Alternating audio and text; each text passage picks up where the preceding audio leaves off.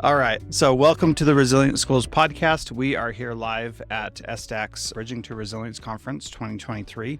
And we have one of the keynote speakers, Stacy Nation. Stacy, thank you for being here. Yeah, thanks for having me, Jethro. Yeah. Would you like to tell us a little bit about yourself? Sure. I am a licensed clinical social worker.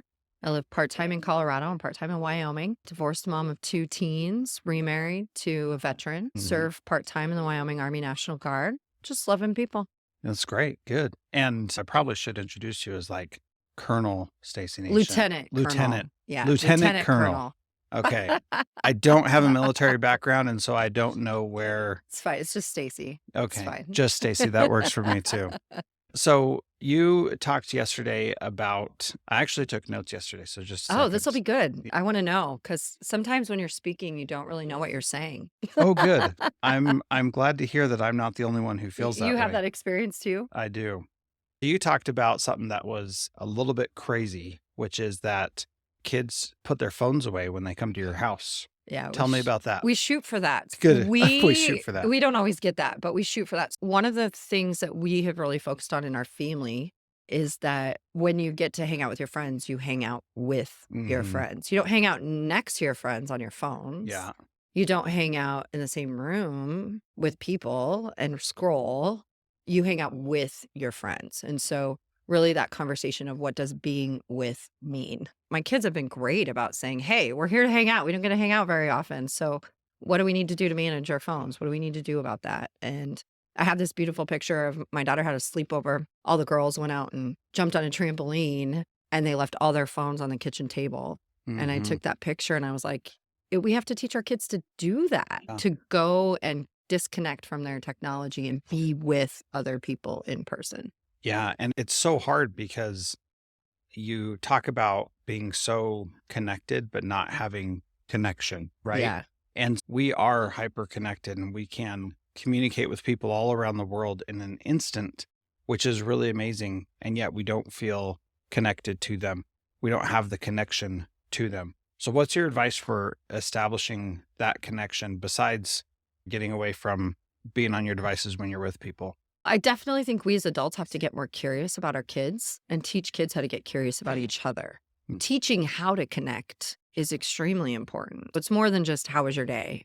It's really tell me something you're going through. Tell me something that's on your mind you want to talk about. What are you experiencing? And helping them go deeper, because I think if we don't teach kids about connection, they don't know how to connect because they're typing on Snap and it's going away and they're communicating in a new language that's 3 letters that means a whole sentence that I don't understand. Right? Or just an image that means a whole sentence. Yes. Mom, he sent me this emoji. What do I do? I have no idea. And so I think there's this layer of just teaching how to communicate. And I told the story yesterday about my daughter wanting to see if this guy was good to go with to homecoming, but she'd never spent some FaceTime with, like literal FaceTime, not like on the phone FaceTime, but in-person connections. One of my rules is I try to say yes as much as possible when my kids want to go hang out with their friends. They're teenagers. They should not want to hang out with me, although that makes me sad. I know. They will when they're 25 or 30. Yeah, but saying yes to connection, right? So if they're like, hey, I want to go hang out with my friends, yes, please. I want you in person. I want you to have that in-person connection. You can practice that because they're just not getting as much of it.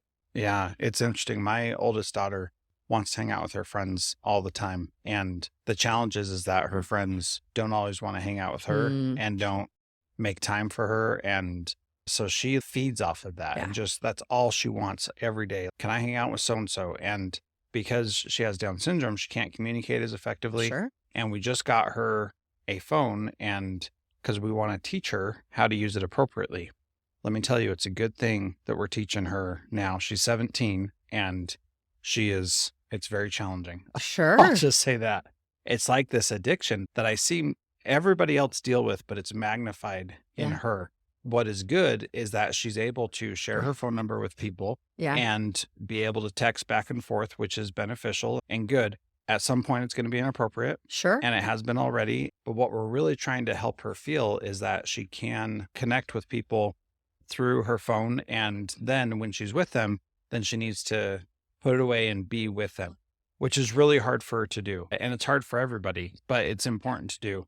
One of the other things that you mentioned were 5 questions to ask when you're triggered. And Mm. so we don't have to go into all 5 questions, but let's just talk about how you get yourself back from being in a triggered or dysregulated state. What's your advice about you taking care of that yourself? I think a huge piece of what this journey is for me, especially with educators, is we spend so much time talking about kids who trigger us, and we think it's the kids' problem. Mhm. And so part of the conversation is, wait a minute, what is happening inside of me when I'm triggered? And Mhm. what about that kid is triggering me? Mhm. And I think when we do that deep dive into how come I'm triggered, then we can come back sooner. Mhm. And so that conversation around, what do I need? What does my body physically need? Do I need to be removed from the situation? Do I need time alone? Do I need space? Which is really hard when you're a teacher, Yeah. especially if you're in a classroom of kids. You can't just walk out when you're triggered, but you can manage it through your own sensory system. You can take a drink of water.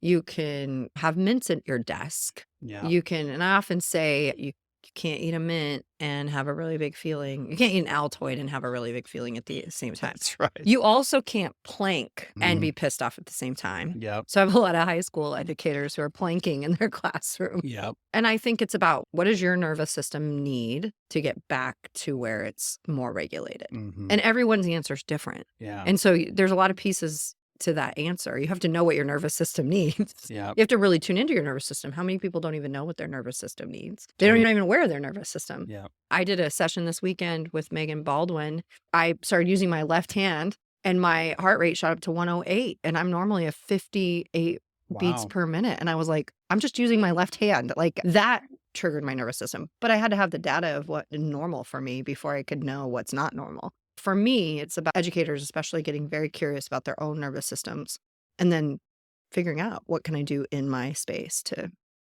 navigate that when I'm triggered? And Yeah. everyone's answer is different. Yeah. Yeah. It's really fascinating because it really is different, but there are a few things that are common amongst all of us that it's really hard to focus intently and impossible on 2 different things. It's possible to focus back and forth between things, Mhm. but you're not very good at either one.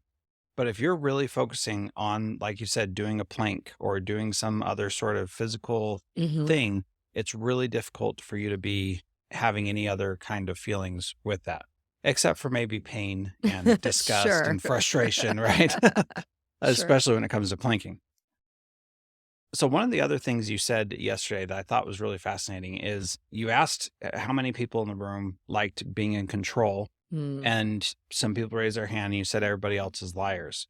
Now, this brought up an interesting thing for me because I actually love it when I'm not in control. Mm. So there are people who definitely have to be in control and Mhm. really feel that.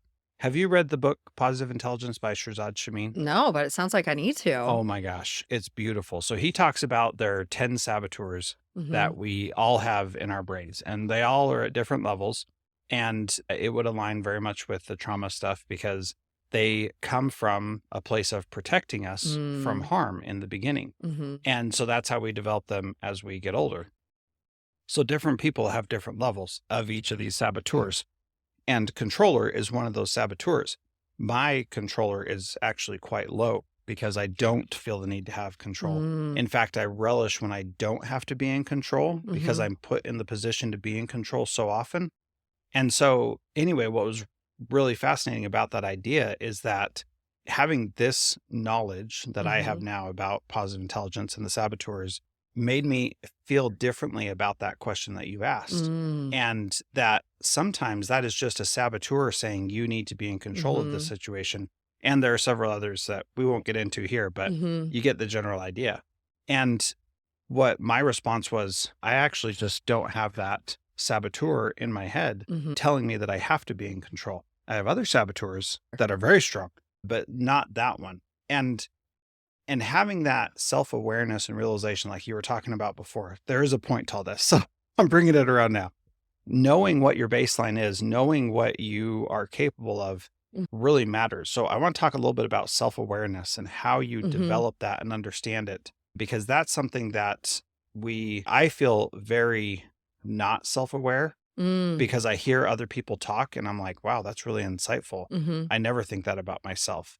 But in other areas, I do feel quite self-aware, and Mhm. it's just one of those things that I haven't quite wrapped my head around. So what's your take on becoming self-aware, not just of our nervous system, but of other parts Sure. of us? I think that's an interesting discussion because the other piece of the control part is when you feel out of control on the inside, you want to control your outsides. Mhm. And so I think part of that self awareness is feeling more control on the inside. When you can give up the control in your classroom, when you can give up control at home, it's because like I'm managing myself. That's really the only person I have control over is Yeah. myself. Yeah. And so sorry for calling you a liar. That's okay. And I think that self awareness is really about acknowledging what's happened in the past and your own Uh-huh. story, but not staying stuck in it, right? So a lot of people won't go revisit, hey, what is my blueprint? Mhm. How did I get to where I am today? And it feels really scary for some people because there's a Yeah. lot of things that happened. And then you go, and where am I at in the present? Mhm. And then where do I want to go? And then how do those three connect along the way? I'm here because of who I am in my past. Like, Yeah. I've been through some significant things that have landed me in this chair with you. Right. Yep. And Yep. if I don't acknowledge those pieces, I don't have self-awareness about that, then I call it the train wreck of the unconscious. Yeah. It just continues to rise up. When my daughter's words are my words and I'm like, "Oh my gosh," Yeah. right? Or my son's words or my ex-husband's words, and then Yeah. I'm really like, "What is Yeah. that?" Right? Yep. You have to revisit that and really acknowledge, "Yes, this happened to me. Yes, I went through this. Yes, I felt this." I think a lot of people avoid that, Mhm. and that doesn't do us any favors Yeah. because we're literally wired in our experiences. And so we Yeah. have to look at how are we wired and what are the things we don't want to take with us in the next season of our life? Yeah. Or what are the things we really like or serve us well? And so I think self awareness is about getting curious about your own journey Yeah. and also acknowledging it, not Yeah. denying it. I didn't choose my childhood. I Yeah. didn't choose my parents. I love my parents, but I don't always love what they did. Yeah. And you have to have some reconciling about some of those things, I think. Yeah, totally. And the piece I want to drill into real quick is that idea of the next season of my life. Mm, That starts today, yep. right now. You don't have to wait for, okay, when I finish this project or finish this job, you Yeah. can make those changes today. Yeah. And if you do it 2 days in a row, then that's who you are, right? Yeah. If you don't like how things went, change it today, change it tomorrow, and then you're already a different person. Love that. Yeah, that's really cool. Okay, Stacey, this was great. How can people connect more with you and learn more from you? I have a website, www.gobu.org. Oh, that's a good And website. isn't that great? My email address is Stacy, Stacy, at gobu.org. Send me an email, go to my website, get on the contact form. I'm on Facebook. I do a little bit of Instagram, Twitter X. What is that? Yeah. Yeah, just send me an email. Yeah. I'm old school. Yeah, so I have lots of places people can find me. I have an online course for educators, I have an online course for parents. Really just about supporting people. Good. Awesome. Thanks so much Yeah, for being thanks, part of Jeff. Resilient Schools. This is great. It was a great conversation.